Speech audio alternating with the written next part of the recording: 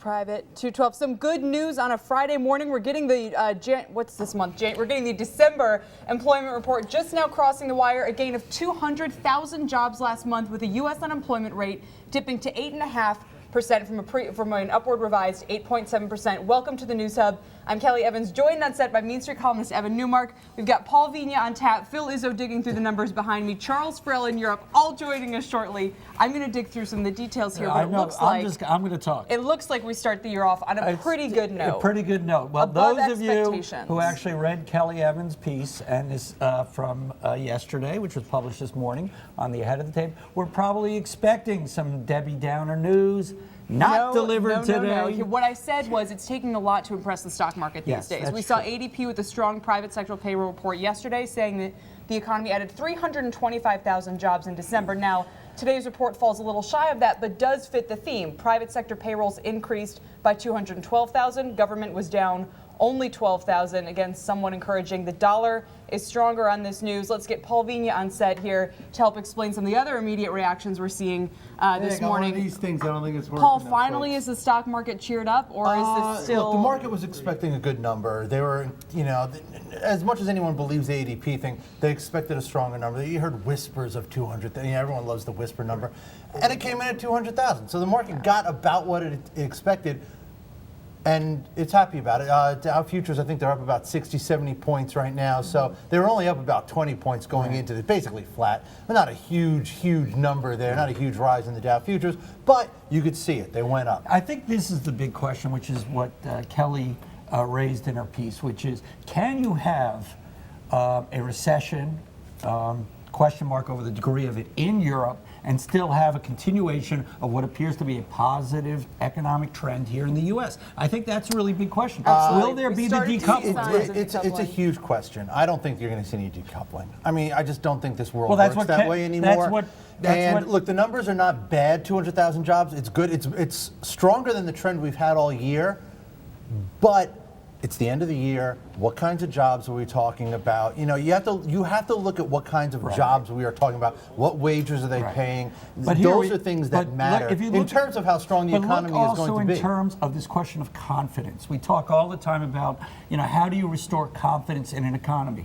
And the way you restore confidence is by delivering month after month better economic numbers. You increase the feel-good factor, and it puts in the headlines more stories about a lowering unemployment rate than it does the stories about Italian bonds over 7% and the end of the world in the euro. Just so people know, the gains were reported in retail. Not huge. These figures are seasonally adjusted. They expect an increase in retail hiring around December, but we still saw some increase there. Saw increase in transportation. Weaker sectors included construction, which looked about flat. Professional and business services, as we know, there have been a lot of layoffs on Wall Street. That's a difficult period. Again, government employment down a little bit. Some other good signs beneath the headline here. The average work week, the length of the average work week increased by 1/10 of an hour. May not sound like a lot. It translates into a big effect for incomes. So does an increase in average hourly earnings of 4 cents for the month. Now, again, this series is choppy, but you get an increase in average hourly earnings. It equates to the economy adding jobs. You want to talk about how you restore confidence? That's how you restore confidence. You hire people and you pay them more money than they were making before. That's all this stuff about the data and the numbers. And we report it all. It matters. It's like, but you want to really restore confidence? Pay people. That's it. It's very simple. Pay people. And the revisions, which have been a big factor in the last couple of months, about a net nothing here. Not much change. So you see an increase in October from what was revised about 100 to 112,000.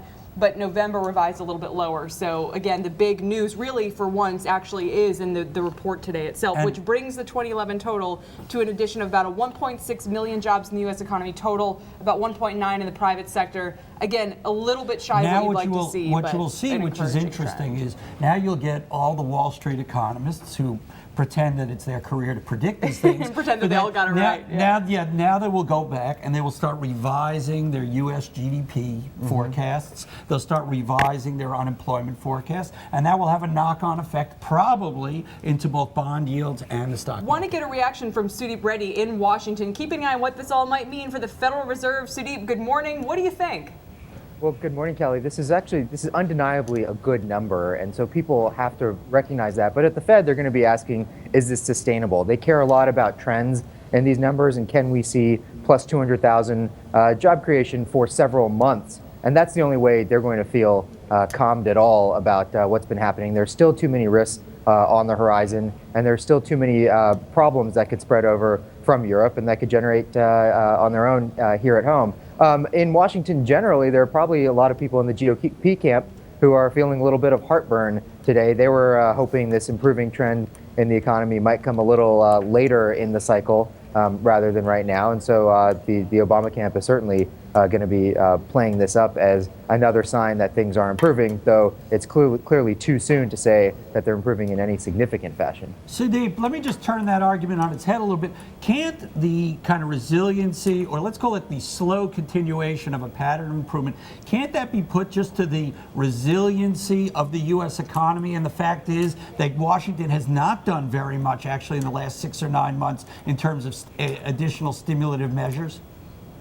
You could say that. The problem is that we've seen so many false dawns over the last 2 years. We've seen these moments where it looks like the job market is improving, and things largely outside of the control of the U.S., whether it's the Arab Spring or the debt crisis in Europe, have created all these problems in global markets and hit us here. So that actually goes to the argument that we're not as resilient as we might have been in prior recessions. And it goes to show that any slip up in Europe that hits markets, as we've actually started to see this week, could reverse some of that momentum that we've seen and some of the temporary resilience we might have seen here. And so the last question, does it seem as though this will make it harder? You know, it's interesting, we've seen a better tone to data lately. Now we've got this report. And at the same time, the Federal Reserve sending an unusual, kind of extraordinary letter to lawmakers saying they need to do more on the housing front. As you suggest, this may not totally put to bed their concerns about the U.S. economy, but are they losing support, at least in terms of the message, broadly speaking, when people ask why they really need to be doing quite so much right now?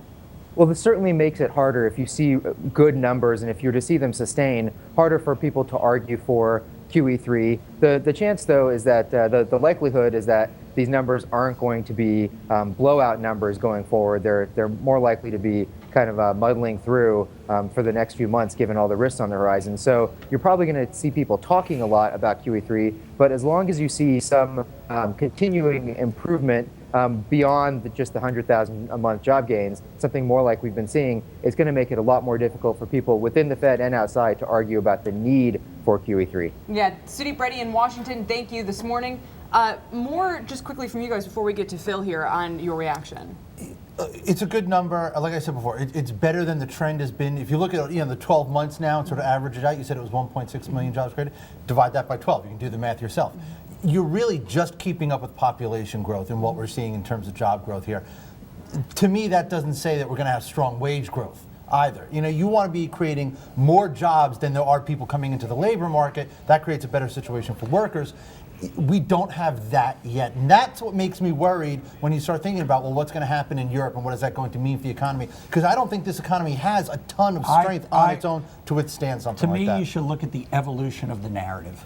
And the evolution of the narrative was, if you go back to when we were having these discussions over the summer, the stock market was going down. It was all about the implosion in Europe, double dip recession, double dip recession, double dip recession. But before that, remember, we did see around this time last year, over the winter into the spring, jobs reports even this strong. So momentum is a question. My point is simply, if you look at the shifting of the concerns, they've narrowed in terms of the things that we've been focused on, and now they're focused solidly on Europe. And the question really becomes, can the U.S. sustain a modest, nobody's expecting a gangbuster recovery, a modest recovery in the face of continuing problems in Europe. And we'll get to Charles Farrell on that question in just 1 second. But first I want to go to Phil Izzo, who's been digging through the guts of this report, because there's so much here. I'm serious, I encourage everyone to go to the BLS website and download it. The website That's why they have you. That's why they have you. There's just so much here. Phil Izzo, our news editor, sitting behind me at the hub. Phil, what do you see here? I mean, this is undoubtedly a good report. I mean, we have the best numbers we've had in a couple of months. The trend we've seen has been improving, adding jobs. We added 212,000 in the private sector. Of course, the government sector is still shedding jobs. We lost about 12,000 this month.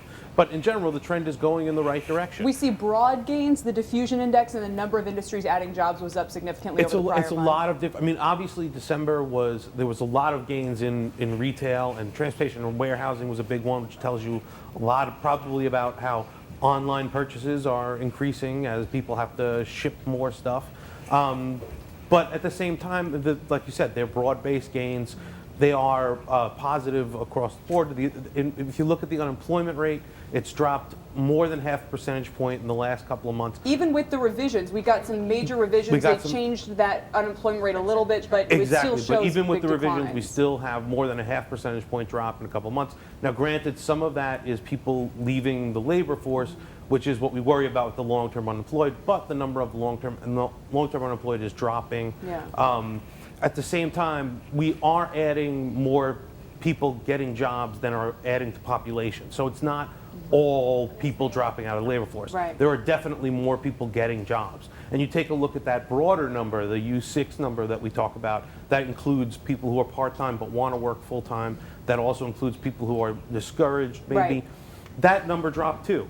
So, you're seeing sort of, the trend is going in the right direction as long as we can keep it up. Yeah, as long as we get another that's the big 25 question. Is reports that, like this you one. You ask the economists, they Yeah. they expected the fourth quarter to be better, Right. and now the first quarter, they're not sort of expecting the same Not as keen. sort of stuff we have in the fourth. So if we can keep it going, we might see some serious gains. Another reason to watch the jobless claims figures. Phil Izzo, thank you very much, sir. No problem. Thanks, Bill. And we'll take a quick break. When we come back, Charles Frill will update on a less rosy scenario, and that's the one playing out in Europe.